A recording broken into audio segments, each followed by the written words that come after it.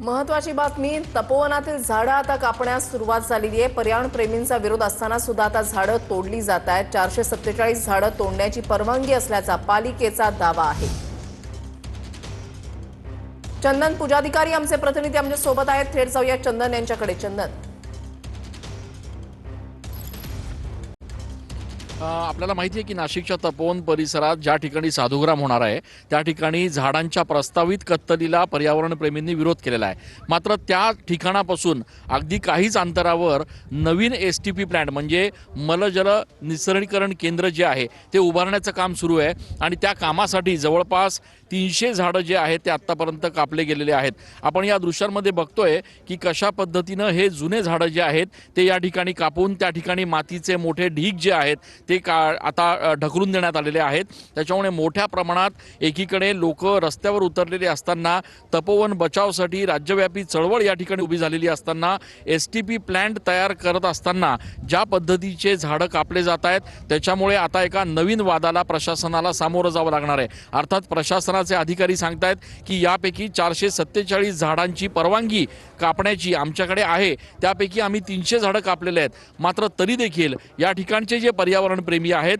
त्यांचा असा आरोप आहे की कुठल्याही प्रकारे परवानगी नसताना हे झाडं कापले जात आहेत आणि पर्यावरणाचा ऱ्हास केला जातोय। एकीकडे त्या बाजूला तपोवनाचं आंदोलन सुरू आहे आणि दुसरीकडे STP प्लांट उभारताना हे झाडं कापले जात आहेत। सर्वप्रथम 1800 झाडं वाचवणे ही आमची मोहीम आहे आणि 1800 झाडं वाचवण्यासाठी सगळे पर्यावरण प्रेमी जर लढत असताना हा एक नवीनच प्रकार आलेला आहे की मलनिसर्ग केंद्र उभारण्यासाठी त्याच्या नावाखाली रातोरात 300 झाडं महानगरपालिकेने कापलेले, 300 झाडे तर कापलेले, पण त्या 300 झाडेचा नाईटनाट करण्यासाठी खड्डा खणून ही झाडं स्थानिक लोकनागरिकांकडे आम्ही चौकशी केली की रातोरात खड्डा केला आणि ते 300 झाडे जे आहे ते त्या ठिकाणी गाडण्यात आली।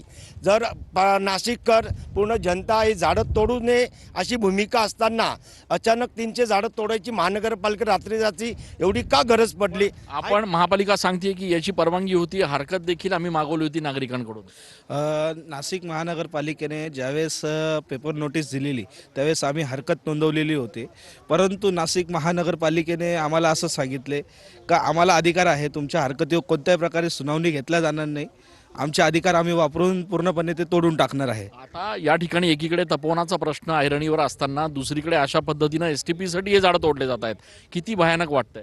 हे अतिशय भयानक आहे, कारण 1825 झाडांसाठी पर्यावरणप्रेमी रस्त्यावर दिवस रात्र उतरून आंदोलन करतायत।